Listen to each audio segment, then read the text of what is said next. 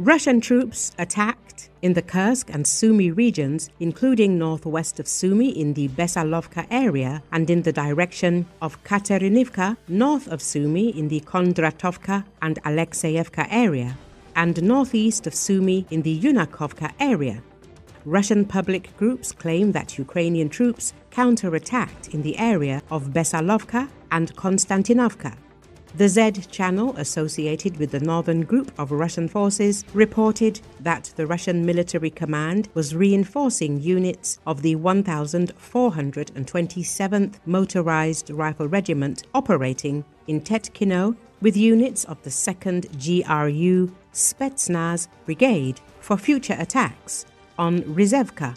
The military blogger claimed that units of the 2nd Special Forces Brigade had previously provided assistance to units of the 30th Motorized Rifle Regiment in the Alekseyevka area, but primarily conducted aerial reconnaissance. The Z public claims that unidentified airborne forces units are building new bridges in unspecified areas of the Kursk region, while the Russian military command continues to concentrate forces in the area. At the same time, strikes by Ukrainian drones interrupted fuel supplies to units of the 2nd Battalion of the 30th Motorized Rifle Regiment along the 38K-006 Korenovo Vnezapnoye road. Recall the Public Sociology Laboratory has released a new report on how Russians perceive Russia's war against Ukraine. Researchers visited the Kursk region, where Ukrainian troops entered last August, and spoke with local residents, many of whom have become refugees. In informal conversations with laboratory staff who identified themselves as volunteers, people shared their experiences, how the war changed their daily lives, what shifted their worldview, and whether solidarity is possible between different groups affected by the war, as well as between those affected and the majority unaffected by the war. The new study is based on interviews with sociologists in the Kursk region last fall. In August 2024, part of the region came under the control of the Ukrainian armed forces. Russian authorities declared a state of emergency and a counter-terrorism operation. In the first weeks after the Ukrainian armed forces entered the region, more than 130,000 people were evacuated from border settlements, most of whom ended up in Kursk. More than 90 temporary accommodation centers were opened in the region, where thousands of people were relocated, as well as numerous humanitarian aid distribution centers. A year later, many refugees are still unable to return home.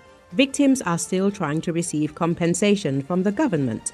Air raid sirens sound almost daily in Kursk and the surrounding area, and sometimes air raids occur in residential areas. In the Kursk region, there are people who were directly affected by the war and became refugees. They lost their homes, moved from the region to Kursk or other towns.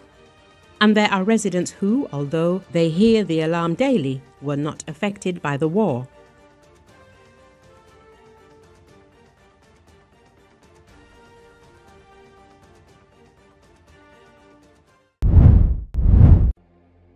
President Donald Trump says he's willing to enact the Insurrection Act if necessary, but so far it hasn't been. "We have an Insurrection Act for a reason," he said.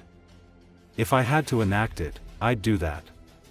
If people were being killed, and courts were holding us up, or governors or mayors were holding us up." He added, "We have to make sure our cities are safe." According to Associated Press, the Insurrection Act of 1807 allows the president to dispatch active duty military in states that are unable to put down an insurrection or are defying federal law. Under the law, the president can activate troops without a governor's approval as long as specific conditions are met, such as if the violence is interfering with the execution of laws there. Trump also dodged a question on whether he'd consider pardoning Jeffrey Epstein's former girlfriend, Ghislaine Maxwell, saying he will speak to the DOJ about it. But he offered that he's also been asked for one by Sean Diddy Combs. "I have a lot of people who have asked me for pardons," Trump said. He added, "Puff Daddy has asked me for a pardon." Puff Daddy is a name the influential hip-hop figure has used professionally. Combs' representatives did not immediately respond to a request for comment. Combs was sentenced last week to 4 years and 2 months in prison for transporting people across state lines for sexual encounters. The Supreme Court earlier on Monday rejected an appeal from Maxwell, the imprisoned former girlfriend of Epstein. Lawyers for Maxwell argued that she never should have been tried or convicted for her role in luring teenage girls to be sexually abused by Epstein, a New York financier.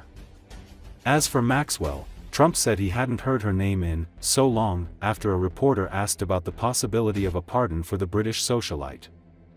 "I'm going to have to take a look at it," he said. "I have to ask DOJ." Chicago's a great city potentially. You know, I told you, the head of the Union Pacific Railroad said, "Sir, save Chicago. It's a great city. It's going to be lost if you don't do it." We have no choice but to do this. And when judges give us rulings that, you know, you don't have to do it, Portland is on fire. Portland's been on fire for years. And not so much saving it. We have to save something else, because I think that's all insurrection. I really think that's really criminal insurrection. So I appreciate the question. These are unsafe places. We're going to make them safe. And invoke the Insurrection Act, sir. What? The Insurrection Act, under what conditions or terms would you invoke? Well, I'd do it if it was necessary. So far it hasn't been necessary, but we have an Insurrection Act for a reason. If I had to enact it, I'd do that. If people were being killed and courts were holding us up, or governors or mayors were holding us up, sure, I'd do that. I mean, I want to make sure that people aren't killed. We have to make sure that our cities are safe. And it's turning out, and we started with D.C.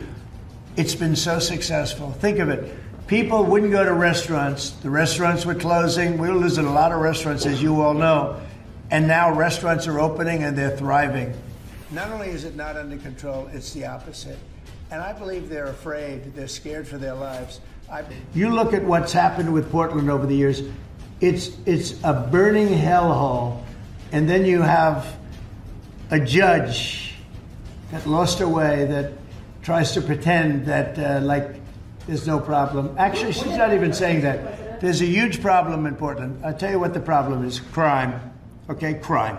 There's a huge problem in Chicago. It's called crime. And we want to put out the crime, and they want to inflame the crime. Mr. President, Governor Abbott offered up the Texas National Guard to you. Have you had any other conversations with other red state governors? Yeah, I have. They're willing to offer. Every one of them is willing to offer whatever we need. We thank Governor Abbott of Texas. Every one of the red state, as you call them, red state governors, is willing to give whatever we need, because they want our agents protected. You know, these ICE agents have a tough job. They have to go in and get, in many cases, stone-cold criminals, hardened criminals, long-time criminals. And every, essentially, Republican governor has offered up whatever we need. And some Democratic governors also. Daniel? Yeah. The Supreme Court is back in session. Yeah. They rejected today an appeal by Ghislaine Maxwell to overturn her conviction. That means her only chance at getting out of prison is a pardon from you.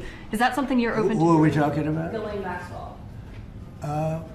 You know, I haven't heard the name in so long. I can say this, that I'd have to take a look at it. I would have to take a look. Did they reject that? She wanted to appeal her conviction. And what happened? They said that they were not going to hear her appeal.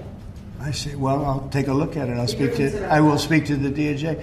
I wouldn't consider it or not consider it. I don't know anything about it. So, but I'll speak. I will speak to the DOJ. Why would she be a candidate for clemency, sir? I don't know. I mean, I'd have to speak to the DOJ. I'll look at it. I have a lot of people who have asked me for pardons. I call him Puff Daddy has asked me for a pardon. But she was convicted of child sex trafficking.